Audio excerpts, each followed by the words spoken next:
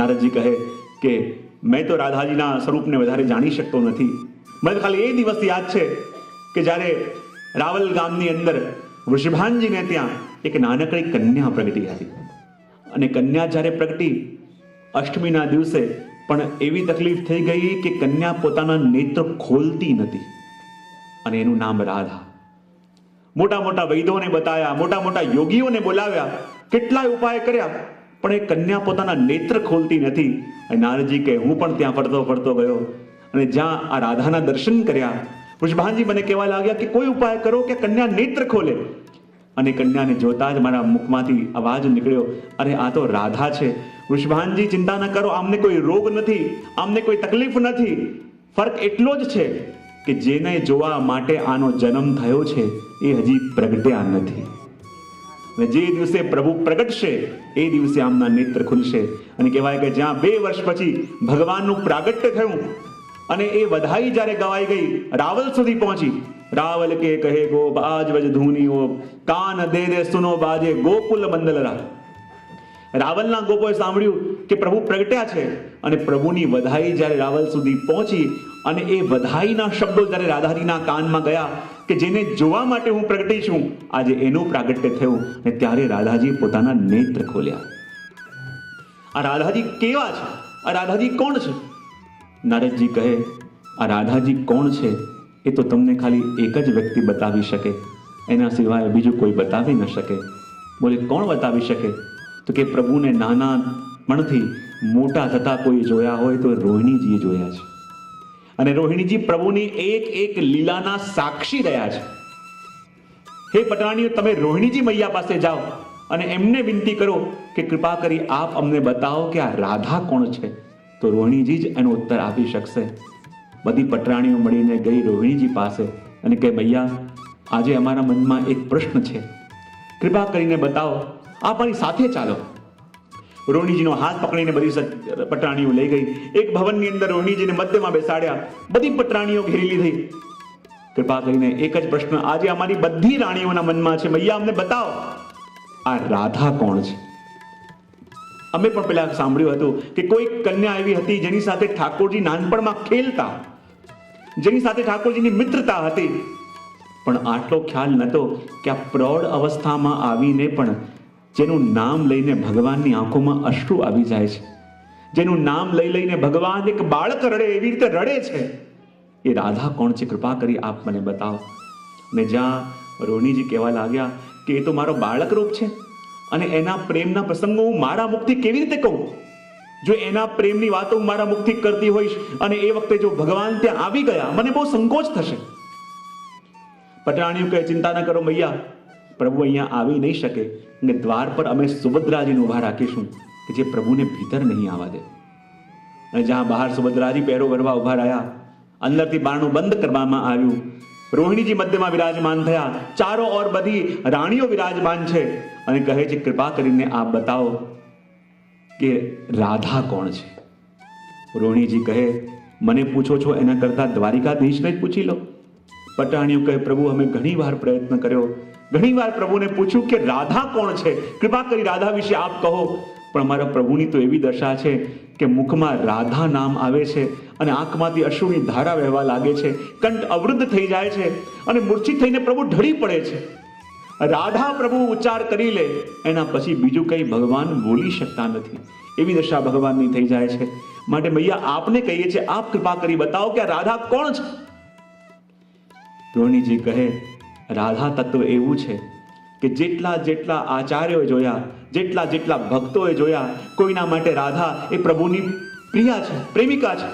કોઈના માટે રાધા એ પ્રભુની ભક્ત છે. કોઈના માટે રાધા આ પુષ્ટિ સૃષ્ટિની રચયિતા છે. ભાગવતમાં રાધા, વેદમાં રાધા, જ્યોતિષ શાસ્ત્રમાં રાધા, યોગમાં રાધા. એમ રાધાને તમે જેટલા જેટલા એંગલથી જોવા જાઓ, રાધાના સ્વરૂપને એટલા એટલા એંગલથી જોઈ શકાય. આ રાધા વિષય એવો છે કે 1 મહિનો બોલવામાં આવે તો પણ ઓછું પડે. પણ રાધા સ્વરૂપની ઉપર જ્યાં રોહિણીજી કહે છે કે આ રાધા કોણ છે? કૃષ્ણની આરાધિકા પણ છે, કૃષ્ણની પ્રિયા પણ છે. અને આ રાધા અને કૃષ્ણ, કૃષ્ણ અને રાધા બંનેના ભેદને જોવું હોય તો આજના એક આધુનિક કવિએ પણ એ રાધા અને કૃષ્ણ બંનેનો સમન્વય બહુ સુંદર રીતે કર્યો છે. રચનાની સાંભળી જોડે વિવેચન કરતા જઈએ કે રાધા કોણ અને કૃષ્ણ કોણ, અને રાધા કોણ અને કૃષ્ણ કોણ એ બંનેનો ભેદ આપણે જાણીએ તો આપણને ખબર પડશે કે બંને કેટલા એક છે. શબ્દોનું શ્રવણ કરીએ, દર્શન કરીએ.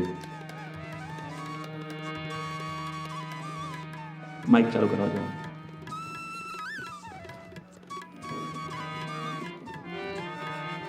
રાધા અને કૃષ્ણ, આધુનિક કવિએ બહુ સુંદર સરખામણી કરી છે કે રાધા અને કૃષ્ણ બંનેને જોવા જઈએ તો રાધા કોણ અને કૃષ્ણ કોણ, બંનેમાં શું સામ્યતા છે, બંને એકબીજાના કેવા પૂરક છે, બંને એકબીજાના કેવા સહાયક છે, એનું દર્શન આ શબ્દોની અંદર આપણને બહુ સુંદર રીતે વિકાન મણિયારે કરાયું છે. એનું આપણે શ્રવણ કરીશું. રાધા અને શ્યામ, શ્યામ અને રાધા, આ બંને તત્વોને જાણવા બહુ જરૂરી છે. અને બંનેના સ્વરૂપને આપણે જાણીએ તો ખબર પડશે કે રાધા અને કૃષ્ણ બંનેમાં શું ભેદ, કૃષ્ણ અને રાધા બંનેમાં શું તફાવત છે.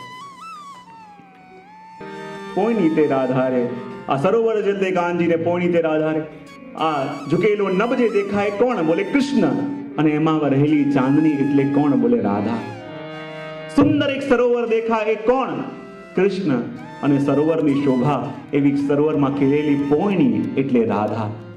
રાધા અને કૃષ્ણ બંને એક જ સ્વરૂપ છે, અને પ્રભુ એટલા બધા રાધાજીને આધીન છે. અને હંમેશા કહેતો હોઉં ને કે આપણે બધા જે મસ્તક પર તિલક લગાવીએ એ તિલક કોનું ચિહ્ન છે, તો બોલે પ્રભુના ચરણારવિંદનું ચિહ્ન. કોનું? આપણે બધા મસ્તક પર તિલક કરીએ એ ઠાકોરજીના ચરણોનું ચિહ્ન, અને ઠાકોરજી પોતાના મસ્તક પર તિલક કરે એ રાધાજીના ચરણોનું ચિહ્ન છે. અને જ્યારે પ્રભુ કહે એ રાધાજીના ચરણારવિંદ મારા મસ્તક પર વિરાજમાન થાય તો મને લાગે કે હવે હું પુષ્ટ થયો. પ્રભુને લાગે કે હવે હું બધા લીલા કરવામાં સામર્થ્યવાન થયો. બોલે કેમ? બોલે કોરું કાગળિયું હોય એની કોઈ વધારે વેલ્યુ નહીં, પણ એમાં ગવર્મેન્ટનો સિક્કો લાગે ત્યારે એ કાગળનો મોલ વધી જાય, બરાબર, એફિડેવિટ થઈ જાય.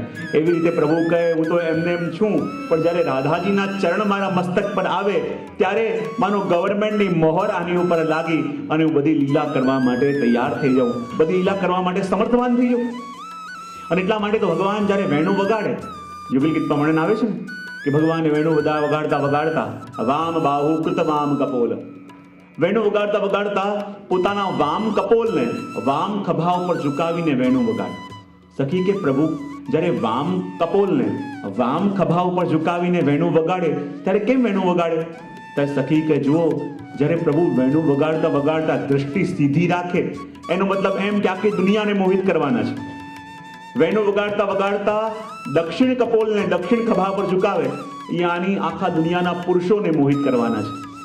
વેણું વગાડતા વગાડતા દ્રષ્ટિ નીચી કરે, યાની પાતાળ લોકના જીવોને મોહિત કરવા માંગે છે. વેણું વગાડતા વગાડતા દૃષ્ટિ ઊંચી કરે, યાની દેવતાઓને મોહિત કરવા માંગે છે. પણ ભગવાને વૃંદાવનમાં વેણું વગાડતા વગાડતા જ્યારે વામ કપોલને વામ ખભા ઉપર ઝુકાવ્યું તો સખી કહે કે ડાબા કાલને ડાબા ખભા ઉપર ઝુકાવી ભગવાન વેણું વગાડે એનો મતલબ એમ કે આખા દુનિયાની સ્ત્રીઓને મોહિત કરવા માંગે છે. અને આખા દુનિયાની સ્ત્રીઓને મોહિત કરવા માટે જ્યારે ભગવાન વામ કપોલને વામ ખભા ઉપર ઝુકાવી વેણું વગાડતા હતા, અને કહેવાય ત્યાં સામેથી રાધાજી આવી ગયા અને રાધાજી પ્રભુને જોઈ લીધા. અને રાધાજી કે જો પ્રભુ, આ બધી સખીઓ આપની ફરિયાદ કરતી હતી, હું માનતી નથી, પણ આજે આપને રંગે હાથો પકડ્યા છે. આપ દુનિયાની બધી સ્ત્રીઓને મોહિત કરવા માટે વેણું વગાડી રહ્યા છો. અને પ્રભુને લાગે કે રંગે હાથ તો પકડાયા છીએ, અને એવી પલટી ભગવાને મારી. ભગવાન કે જો રાધાજી, આપ તો મારા અર્ધાંગીની ખરા કે નહીં? રાધાજી કે આ ખરી. કે જો આપ મારા અર્ધાંગીની હો તો મારા અંગમાં આપનો ભાગ કયો કહેવાય? રાધાજી કે ડાબો ભાગ. તો બતાવો, મારું મસ્તક ઝુકેલું છે તો ક્યાં ઝુકેલું છે? ભલે ડાબા ખભા ઉપર. અરે રાધાજી, હું તો દુનિયાના લોકોને કહેવા માંગુ છું કે ભલે આખી દુનિયા પોતાના